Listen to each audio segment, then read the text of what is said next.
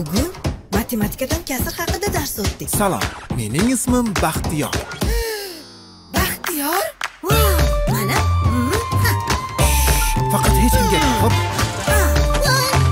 Tushundim. Hoy. Seni hozir zo'r joyga olib ketaman. Ha, Boburjon. Nima? Boburni ko'rmadingmi? Bobur, bolalar qalaysizlar? Bugun futbolimiz bor edi-ku. Okay, let's go. Nima bu? Qo'rqma, bu o'zga sayyoraliklar emas. O'z ko'zing bilan ko'rishni xohlaysanmi? Ha, albatta. Ana ketdik.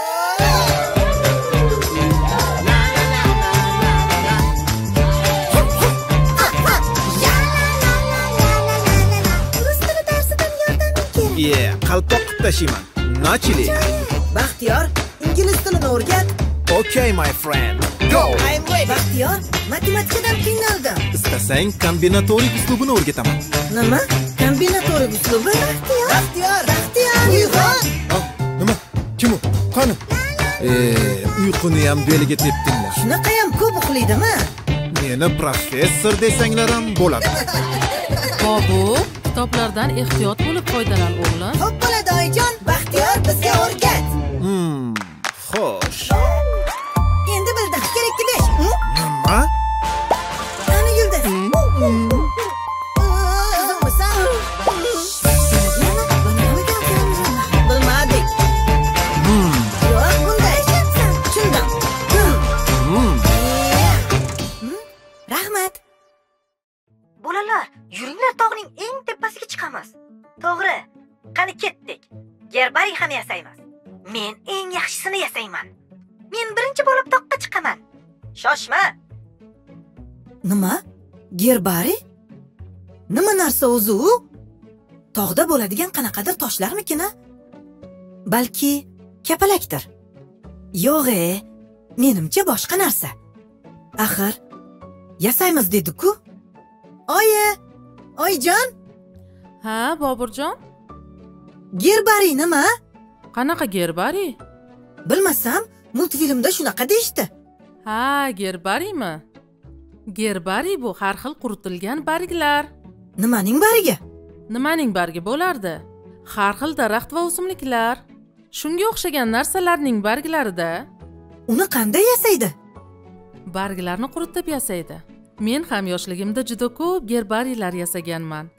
Men ham gerbariy yasayman.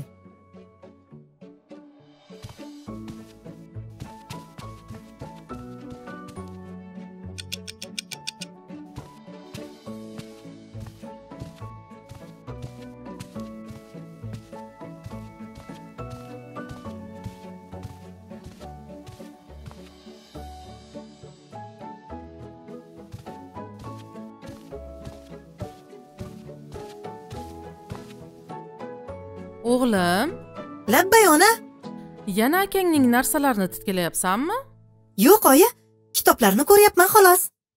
Kitoblardan ehtiyot bo'lib foydalan o'g'lim. Xo'p, oyi. Topdim.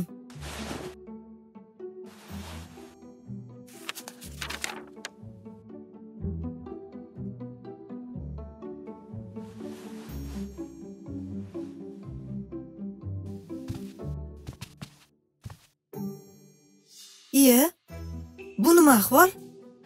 Bular gerbariyga o'xshamaydi-ku. Qayerda xato qildim ekan?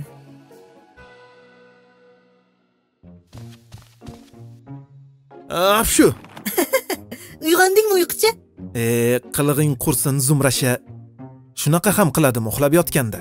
Xafa bo'lma, hazillashdim-ku axir. Ha, mayli. Yana yordaming kerak. Buni qara. Nima bu? Bargmi? Yo'q, bu gerbariy. Nima? Gerbariy? Kulma, buni o'zim tayyorladim. Ha, buning qurigan oddiy xazon-ku. Gerbariy degani bir tekis bo'lmaydimi? Men ham shunga hayronman-da. Gerbariyning rasmlarini ko'rgandim. Rasmdagilar juda chiroyli, lekin meniki o'xshamadi. Buni qanday qilib tayyorlading? Oddiy, quyosh nuri tushadigan joyga terib qo'ydim. Ustiga nima bostirib qo'yding? Ustiga? Hech narsa? Voy tentak voy, Shunaqa ham qiladimi? Tekis bo'lishi uchun ustiga biror narsa bostirib qo'ymasang, qanday qilib ular gerbariyga o'xshaydi? Axir men bilmasdim-da. Oldin hech gerbariy yasab ko'rmaganman. Boburjon, shuni bir og'iz mendan so'ramaysanmi? Quloq sol. Kuz fasli gerbariy yasash uchun eng munosib vaqt. Chunki kuzda atrof muhit juda go'zal tusga kiradi. Bir-biridan ajoyib oltin yaproqlarni aytmaysanmi? Gerbariylar faqat barglardan tayyorlanadi. Gullar, boshoqlar, o'simlik urug'lari va kurtaklarni ham gerbariy uchun ishlatsa bo'ladi. Gerbariyni tayyorlashda hali qurib ulgurmagan barg olinadi va uni biror narsa bilan bostirib qo'yiladi. Qattiqroq karton qog'oz, daftar, tekis yuzali taxta yoki kitoblarni bostirib qo'yish uchun ishlatsa bo'ladi. Barglarni kitoblarni ichiga ham solib qo'ysa ham bo'ladi. Lekin bunday qilmagan yaxshi. Chunki kitob varaqlariga ziyon yetishi mumkin. Eskiroq kitoblardan foydalansa bo'ladi-ku-ya, lekin baribir u ham kitob. Umuman olganda har qanday kitoblarga nisbatan hurmatsizlik qilish, ularga chizish, bo'yash varaqlarini yirtish, ularga qo'pol muomalada bo'lish odobdan emas. Senga yana bir qiziq ma'lumot aytaymi? Qanaqa? Kitob, ya'ni qog'oz nimadan tayyorlanishini bilasanmi? Yo'q. Qog'ozlar yog'ochdan, ya'ni daraxtlardan tayyorlanadi. 1 kuba yog'och tayyorlash uchun 10 kuba yog'och ishlatilar ekan. Ha, bu qancha bo'ladi? Qara. Barcha tomoni 1 metr bo'lgan qutiga to'ldirib qog'oz joylash uchun o'rtacha 10 ta daraxt kesiladi. Har bir narsadan unumli foydalanishimiz va ularni isrof qilmasligimiz kerak. Ayniqsa tabiatni. Endi gerbariyga qaytsak. Gerbariyni to'g'ridan-to'g'ri quyosh nurlari tushadigan joyda quritmaslik afzal. Chunki quyoshda barglar o'z rangini yo'qotadi. Ularni salqin joyda 10-15 kun davomida quritiladi. Shunda ular asl rangini saqlab qoladi. Buning boshqacha usullari ham bormi? Masalan, 2 varoq qog'oz orasiga barg qo'yiladi va oddiy dazmol bilan dazmollanadi. Yoki bo'lmasa, bugungi kunda hammaning uyida bo'lgan mikroto'lqinli pech yordamida quritsa ham bo'ladi. Lekin bu usuldan yosh bolalar aslo foydalanmasligi kerak. Chunki bu jihozlar ular uchun xavfli hisoblanadi. Yoki bo'lmasa o'zidan kattalar ko'magi bilan qilsa bo'ladi. Gerbariy tayyorlashning yana bitta ajoyib usuli bor. Bu glitserindan foydalanish. Bu usulda barglar rangi odatda jigarrang bo'lib o'zgaradi, lekin ular chiroyli ko'rinishga keladi. Buning uchun iliq suvning 3dan 1 qismiga glitserin solinadi va barglar shu suvga 1-2 kun davomida qoldiriladi. So'ng ularni suvdan olib quritish kerak. Glitserin nima u? Glitserinmi? Xo'sh. Qanday tushuntirsam ekan? Glitserin spirtga o'xshash rangsiz, hidsiz suyuqlik. Hali yuqori sinfga o'tganingda kimyo darslarida bular haqida chuqurroq o'rganasan. Glitserinni oddiy dorixonalardan sotib olish mumkin. Unchalik qimmat emas. Ha, tushunarli. Hammasini bilib oldim. Endi gerbariy yasasam ham bo'ladi. Hoy, shoshma. Gerbariy tayyorlangandan keyin uni qanday saqlashni bilasanmi? Yo'q. Seni qara-yu, Zumrasha. Hozirgi yoshlarning ahvoli shu-da. Shoshilgan.